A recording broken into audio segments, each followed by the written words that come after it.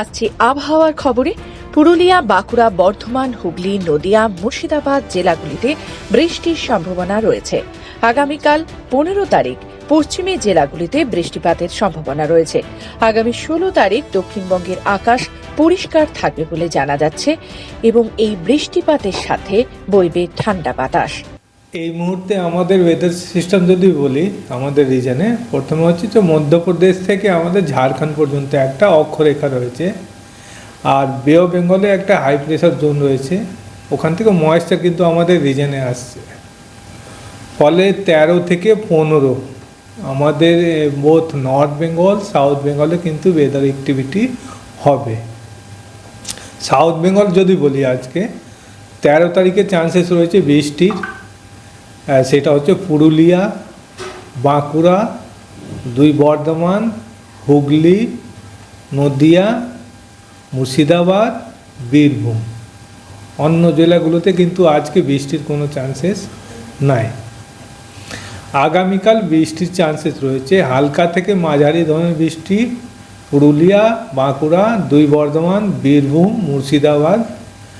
আর অন্য জেলাগুলোতে খুব লাইট রেনের চান্সেস রয়েছে। আর 15 তারিখেও চান্সেস রয়েছে যে পশ্চিমের জেলাগুলোতে লাইট টু মডারেট রেন, আর অন্য জেলাগুলোতে কিন্তু খুব লাইট রেন হবে, এরকম চান্সেস রয়েছে সাউথ বেঙ্গলে। 16 তারিখ থেকে সাউথ বেঙ্গলে কিন্তু ওয়েদার পরিষ্কার হয়ে যাবে। নর্থ বেঙ্গলের কথা যদি বলি, নর্থ বেঙ্গলে আজকে বৃষ্টির চান্সেস মেনলি রয়েছে মালদা, 2 দিনাজপুর। অন্য জেলাগুলোতে কিন্তু আজকে বৃষ্টির চান্সেস নাই। কাল পরশু নর্থ বেঙ্গলের সমস্ত জেলাতে কিন্তু লাইট টু মডারেট রেন রয়েছে। এই ওয়েদার অ্যাক্টিভিটি প্রথম অ্যাক্টিভিটি রয়েছে, যেখানে থান্ডারস্টর্ম অ্যাক্টিভিটি কিন্তু আর লাইটনিং আমরা দেখব। বিশেষ করে আজকে যে থান্ডারস্টর্ম লাইটনিং বলছি, সেটা পশ্চিমের জেলাগুলো যেটা বললাম, পুরুলিয়া, বাঁকুড়া, 2 বর্ধমান, বীরভূম, মুর্শিদাবাদ, নদিয়ার দিকে কিন্তু থান্ডারস্টর্ম অ্যাক্টিভিটি হবে। কালকেও চান্সেস রয়েছে যে থান্ডারস্টর্ম অ্যাক্টিভিটি হবে, তার সঙ্গে লাইটনিং হবে। 15 তারিখে লাইটনিংয়ে সেরকম চান্সেস নাই, শুধু বৃষ্টি হবে। এবার কলকাতা যদি খুব স্পেসিফিক বলি, আজকে বৃষ্টির কোনো চান্সেস নাই। আগামীকাল বৃষ্টির চান্সেস যেটা বলবো 30% প্রবাবিলিটি রয়েছে, সেটাও লেট ইভিনিং বা নাইটের দিকে।